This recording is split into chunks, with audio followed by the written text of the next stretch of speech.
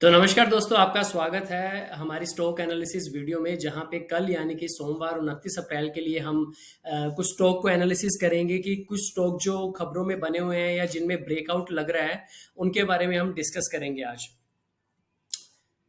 तो सबसे पहले जैसे कि यस बैंक को अगर मैं देखूं, यस बैंक के रिजल्ट्स अच्छे आए हैं, लेकिन एक बार हम चार्ट पे भी चेक कर लेते हैं कि ये किस तरीके का लग रहा है। डेली चार्ट के ऊपर अगर आप देखोगे तो लगभग 23 रुपए के करीब इसने सपोर्ट लेकर अपना ब्रेकआउट दिया।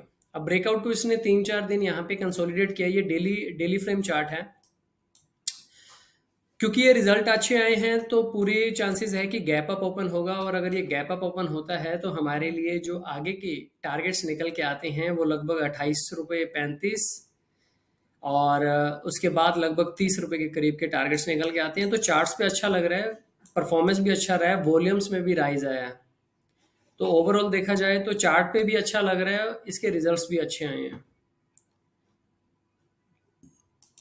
उसके बाद जो स्टॉक मैं आज आपको दिखाना चाहता हूँ वो है IRFC।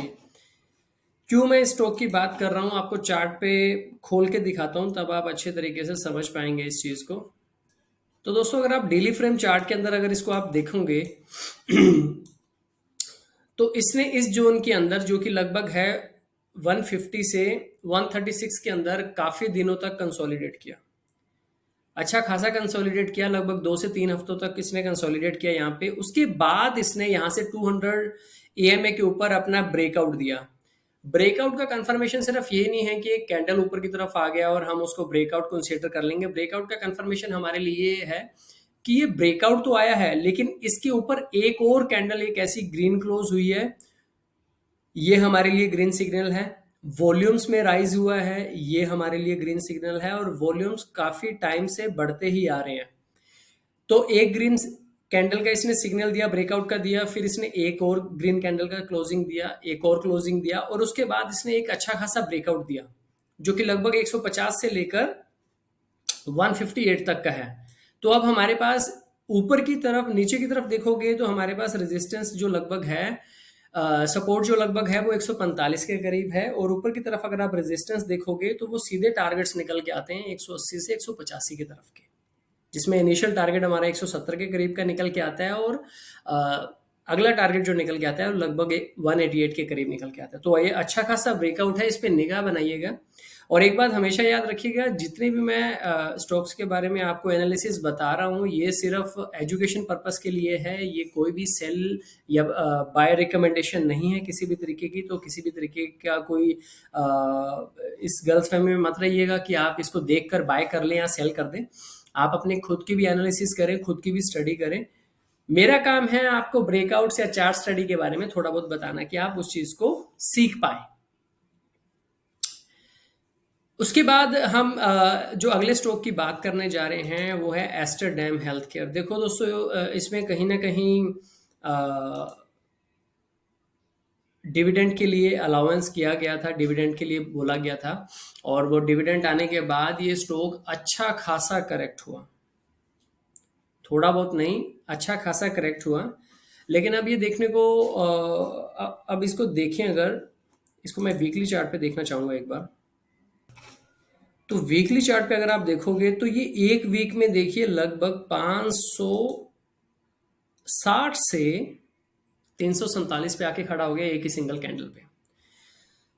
तो जिन लोगों ने सिर्फ इसलिए लिया था कि भैया इसमें हमें डिविडेंड मिलेगा और डिविडेंड अच्छा खासा मिलेगा, स्टॉक कितना कोई गिर जाएगा 5% 7%, लेकिन उनके लिए ये ऑपरेटर्स ने अच्छी खासी गेम खेली है उनके साथ और फंस गए हैं। और उन फंसने वालों में से, क्योंकि मैंने डिविडेंड के लिए नहीं लिया, मैंने ये स्टॉक लगभग, अगर आप एवरेज मेरा देखोगे तो 401 से 402 के बीच में एवरेज है मेरा। तो मैंने एक अच्छे खासे सपोर्ट के ऊपर लिया था, लेकिन इसने उस सपोर्ट को भी ब्रेक किया और नीचे का डाउन साइड भी दिखाया। तो अगर आप 200 EMA देखोगे तो इसने 200 EMA के आसपास ही क्लोजिंग दी है, और ये जो इसका सपोर्ट है 345 का, वहां से इसने पुल बैक लेकर अपना 358 पे क्लोजिंग दिया है।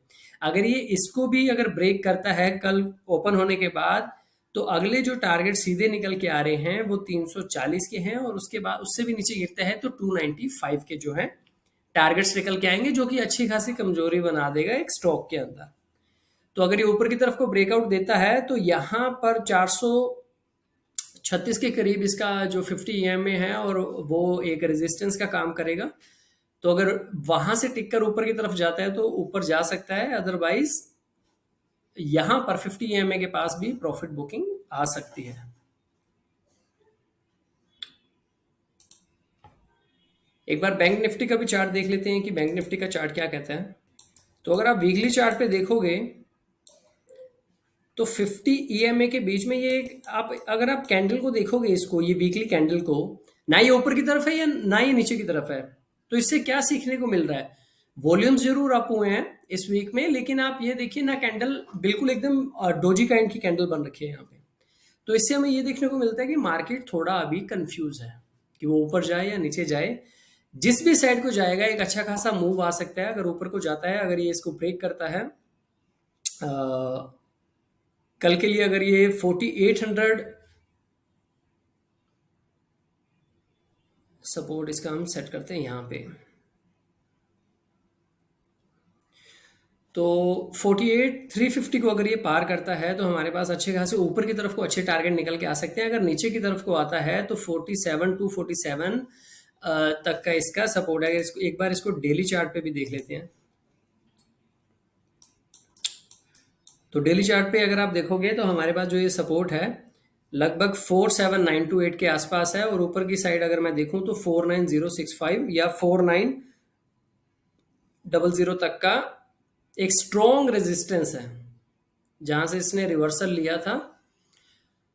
तो अब देखना होगा कि मार्केट एकदम बीच मझधार में खड़ा है, किस तरीके से परफॉर्म करता है।